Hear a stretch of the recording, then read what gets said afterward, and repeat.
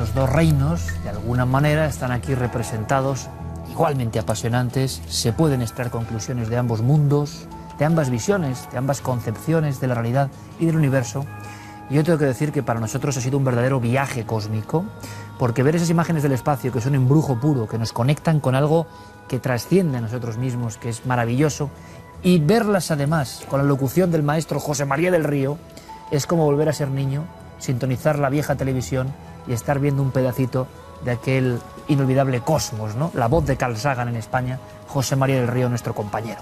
En fin, el espacio y su encanto infinito y las grandes preguntas, muchísimas, en ese congreso, donde Pablo Villarrubia, nuestro compañero, estuvo trabajando de forma increíble, entrevistando a todos los especialistas, y hemos sacado, pues, tres posibilidades, tres preguntas, tres cuestiones que van aquí a poner ante todos ustedes, con todo su aderezo, dos buenísimos amigos de este programa: José Manuel Nieves, que regresa a la nave del misterio con muchas ganas, portavoz de una visión, de una forma de aproximarse a la ciencia, que ustedes también, evidentemente, siguen con auténtica devoción. José Manuel, bienvenido, gracias por estar aquí. ¿Qué tal, Iker? Qué embrujo, ¿eh?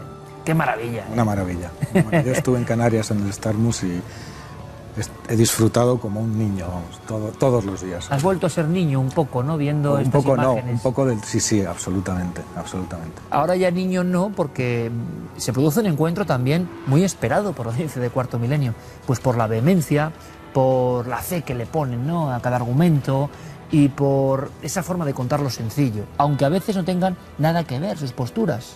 Maestro Enrique de Vicente, bienvenido, buenas noches. Muy buenas noches, y doy la bienvenida también a mi amigo Nieves, porque creo que nuestras confrontaciones, que son siempre en el fondo amables y amigables, pueden ser provechosas para nuestros. Pues vamos a darle el paso primero a José Manuel Nieves, si te parece. Fantástico, porque él es el experto en este tema. Bueno, con una gran pregunta, una gran cuestión, y es que Stephen Hawking, lo hablábamos hace un par de semanas, y además ha tenido un enorme impacto. Bueno, porque no es normal hablar de esto en la televisión hoy en día, menos a estas horas, en fin, como un tema de enorme profundidad, pero que yo sé que ellos van a hacer sencillo. Hawking, digamos, como la gran voz autorizada de la ciencia, la voz más mediática, la voz que sabe que con cualquier mensaje va a salir en todas las portadas, aseguraba que no hace falta a Dios para explicar el nacimiento del universo, que seguramente se puede quitar incluso de esa fórmula inicial. Él estaba convencido, y eso ha generado la irritación de unos, la pasión de otros. José Manuel, ¿tú qué opinas sobre la gran cuestión, ¿no? Dios. Hawking, al cual he tenido la inmensa suerte de entrevistar 2 o 3 veces, no habla sobre, no se mete a decir si Dios existe o no existe. Eso es una cuestión que compete a la religión. Y él respeta, igual que casi todos, o la inmensa mayoría de los científicos, y yo por supuesto, las opiniones religiosas son tremendamente respetables, porque se basan en algo sobre lo que la ciencia no dice nada, que es la fe. Es decir, la ciencia no cree en los milagros, la ciencia intenta explicar las cosas racionalmente. Entonces, el problema con la ciencia, y con Hawking en este caso, es que él dice, como muy bien has apuntado, que no es necesaria la figura de un Dios para explicar el origen del universo. ¿Por qué? Pues de la misma manera que hace 1000 años, por ejemplo, por decir algo, cualquier fenómeno atmosférico, un rayo, una inundación, era atribuido a una acción directa de una divinidad que estaba o castigando o premiando o tal, y ahora sabemos perfectamente los mecanismos que hacen que se desencadene una gran tormenta, un tornado, o que caigan rayos como chuzos de punta. Lo sabemos, nadie piensa ya en atribuir eso a un Dios. Bueno, pues la ciencia sigue avanzando y sigue explicando cosas que antes eran inexplicables, y resulta que en la punta de la lanza de ese conocimiento hemos llegado hasta el origen del universo. Y las ecuaciones y la física que describe ese instante ya ni siquiera se sabe si es único, porque puede haber sido múltiple. La cuestión es que no es necesario, igual que Dios no es necesario para explicar el rayo que cae, para hacerlo muy sencillo, tampoco es necesario para explicar el origen de este universo. ¿Estás de acuerdo con Hawking, por tanto? Estoy de acuerdo con Hawking. Perfecto, vamos a dejarlo ahí, José Manuel. Ahora le damos la oportunidad a Enrique, y luego, por supuesto, podéis debatir sobre... Hay 3 grandes cuestiones, pero vamos con esta que es evidentemente fundamental. ¿Somos hijos del azar, o hay un plan maestro, ¿no?, que se diseñó desde el segundo cero? de la realidad. Enrique. Bueno, yo estoy totalmente de acuerdo con lo que ha dicho Nieves, pero no con lo que dice Hawking, que es diferente a lo que dice Nieves, y menos con lo que dice Richard Dawkins. Vamos a ver, yo respondo más bien a tu pregunta, porque hablar de Dios, Nieves, te tendría que preguntar a ti, y más que a ti, a Hawking, ¿qué entiendes por Dios? Es que esa es la pregunta, ¿qué entiendes tú por Dios? ¿Me lo estás preguntando? Sí. Vamos a ver, yo no tengo una opinión formada sobre eso, porque desde muy pequeñito, no, tanto por la forma en que me he educado, como por las experiencias que me han tocado vivir y mi contacto directo con el conocimiento desde hace más años de los que puedo recordar, no he necesitado esa figura. Mi opinión personal, y lo digo desde el respeto por los que creen, porque eso es algo que me parece absolutamente legítimo, y algunas veces pienso, en la soledad de las noches, que me gustaría creer. Sería muy cómodo, muy fácil poderle echar la culpa a alguien de lo que nosotros hacemos, poder pedirle a alguien, a ese padre, que nos solucione lo que nosotros no sabemos solucionar, que en el fondo es eso. Sin embargo, los humanos, los hombres, estamos muy solos, y lo que no seamos capaces de solucionar nosotros mismos, no se lo podemos pedir a nadie. Por eso creo que Dios es una necesidad. Todo lo demás es desviar esa responsabilidad que nosotros tenemos para responder a esas preguntas, desviarlas y ponerlas en manos de una criatura superior cuya existencia, por supuesto, no se puede demostrar, y que es una cuestión de fe que, insisto, respeto muchísimo, ¿no? Respeto para la fe y respeto para los que no creen nada, por supuesto. Yo estoy casi completamente de acuerdo con Nieves. Pues vaya debate. Solamente no hay más debate a fondo, porque luego podremos escarbar. Solamente hay una cosa en la que no estoy de acuerdo contigo. Entiendo que es un problema de lenguaje cuando has dicho una criatura como Dios. Vamos a ver. Primero, estoy completamente de acuerdo contigo en que el concepto de Dios, cuando yo te he hecho la pregunta, ¿qué quieres decir cuando dices Dios? Porque a lo largo de la historia, de la filosofía, de la teología, lo que se ha dicho sobre Dios son las cosas más disímiles entre sí. Es más, las posiciones de quienes están abiertos a la existencia de Dios son radicalmente diferentes. Y yo digo nada más, repitiendo palabras de alguno de los más grandes místicos, que Dios es indefinible, impensable e inimaginable. Solo es experimentable, es decir, solo concibo en que eso lo que sea, que puede ser una inteligencia, que puede ser un vínculo, que une toda la naturaleza, que puede ser un pulso silencioso, que hace latir todo en común según ciertas leyes, que eso es algo a lo que solo se puede sentir de la experiencia. ¿Me dejas hacer una puntualización? Sí, perdona. Verás, en nuestro, tal y como estaba exponiendo antes, lo que hemos hecho es ir empujando, válgame la expresión, a Dios cada vez más lejos de las cosas cotidianas de los hombres. Es decir, ese Dios que interviene directamente en le rezo a Dios para que mi familia esté sana, para que encuentre trabajo, para que no sé qué. Toda esa figura divina se ha ido alejando de los hombres, y ahora mismo estamos en el punto en que se ha alejado tanto, que el único resquicio que le queda para meterse es la primera 10/70ª parte del primer segundo del Big Bang. Ese es el sitio que le queda para meterse, instalarse ahí y decir, desde esta 10/70ª parte del primer segundo hago toda la creación. Pero si fuera ahí, ya no tendría nada que ver con nada de lo que pasó después. Bueno, primero voy a ir por encima, por pasos. Primero, parece que hay pruebas científicas, según el método científico, de que el Big Bang es un hecho. A mí me gustaría que luego, si quieres, me expongas cuáles son las pruebas de que el Big Bang, tal como lo conciben algunos, porque ha habido un montón de concepciones y hay gente que no acepta eso, y si solo hubo un Big Bang que creó este universo, ¿qué pasa con los otros universos que hay? Ahora hablamos de eso. Pero te decía, ese sería un punto. Yo soy totalmente partidario de la ciencia, defensor de la ciencia. ¿Tú crees en Dios, Enrique? ¿Qué Dios? Perdona, ¿tú crees en la existencia de una criatura o de un ente o de una inteligencia o de una presencia superior? No. Luego, si quieres, te digo lo que creo. Pues entonces estamos igual. Me ha preguntado, pero si quieres te digo luego. No, pero si lo puedes decir en un titular. Bien, lo que siento. Él Lo que lo yo ha siento lo que yo siento por experiencia, y cuando hablo por experiencia, a través de la meditación o a través de la vida cotidiana, momentos excepcionales, puesto que yo me he abierto también a la mística y a las prácticas místicas de las tradiciones más diversas, algunas de ellas, por cierto, tradiciones ateas. Es decir, no ateas. Pero contéstame ateas, a lo que te es muy sencillo. Budismo. Bien, lo que te he preguntado es sí o no.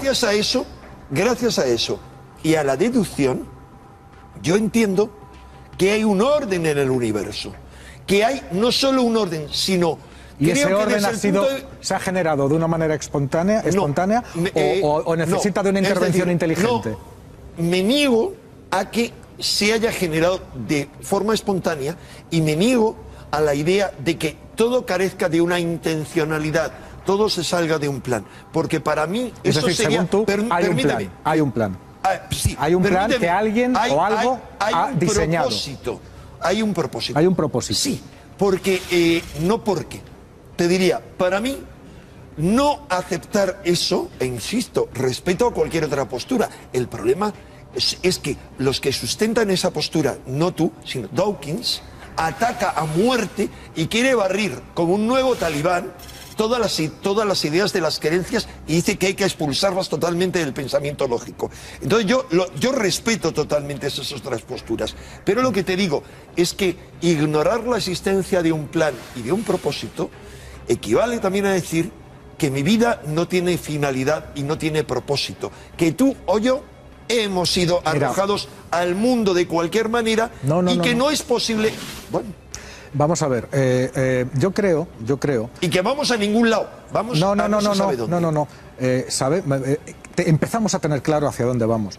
Pero, empezamos a tenerlo claro.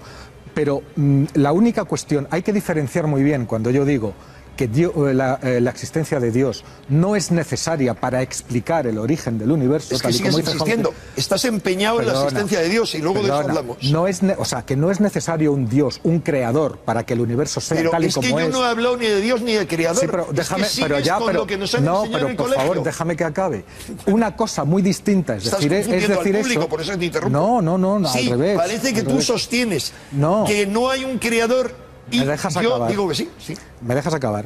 Y luego te digo que la creencia en un algo superior es algo que de alguna manera resulta muy cómodo, como ya he dicho antes, muy cómodo para un montón de enorme, gigantesco, ahí está el enorme seguimiento que tienen todas las religiones, que la humanidad, el hombre, necesita explicaciones a las cosas. Y cuando esas explicaciones no llegan y no son evidentes, entonces las busca. Y si no es capaz de encontrarlas de una manera irrebatible, pues se las inventa. Pero todo eso sería, es decir, de alguna manera Dios es una necesidad, creamos a Dios, pero el hecho de que hagamos eso es muy positivo, porque resulta que en nombre de eso que nosotros estamos creando, estamos apelando también, y ahí está yo creo que el mayor valor que tiene cualquier religión, estamos apelando a la conciencia colectiva, al bien común, al bien colectivo de todos, porque todas las religiones dicen ayuda a tu prójimo, o sé generoso con tus bienes, o ayuda al enfermo, o dale de comer al hambriento. Es decir, son valores que el ser humano canaliza de esa manera, y al ser seguidas esas ideas por millones y millones y millones de personas, se crean auténticas comunidades, que eso es un valor. Ahora bien, ese valor no sirve, que es lo que yo pienso, para explicar el mundo físico en el cual vivimos, para explicar cómo se creó, para explicar cómo funciona, para explicar cuál es el delicado engranaje, sus mecanismos. No sirve, eso no sirve. Y eso es lo que dice Hawking, no lo otro. Entonces hay que tenerlo muy, muy en cuenta. Por eso digo que yo lo respeto, y de alguna manera, algunas veces sería muy bueno, a mí me gustaría, lo repito otra vez, porque te serviría de relax mental, es decir, aparta la carga y que ya la lleve otro, es humano. A mí me gustaría, perdona, seguir con lo que... Luego, porque al final es la gran pregunta, teníamos pensado abordar varias, pero creo que va a ser para otras ediciones, porque la gran pregunta, la que genera el gran debate, indudablemente, aunque hay otras importantes, es esta. Le preguntaré una cuestión que ha soltado aquí Enrique, y que no he encontrado respuesta, y a la vez, una es hacia dónde vamos, y José Manuel ha dicho, lo tenemos bastante claro, luego me lo cuentas. Lo empezamos a tener, sí. ¿Vale? Y otra es, Enrique, ¿en qué piensa? Que no ha acabado de definir exactamente en qué piensa. Bueno, hay varias cosas. Por un lado, responder a todo lo que tú has estado diciendo, aún partiendo de que estamos de acuerdo, yo estoy de acuerdo en el 90% de lo que tú dices. El problema es que el reduccionismo imperante es una ideología reduccionista de la mente de la gente que apoya a un sistema. Permíteme, pero voy a seguir desarrollando esto. Ese sistema es lo que me parece nefasto.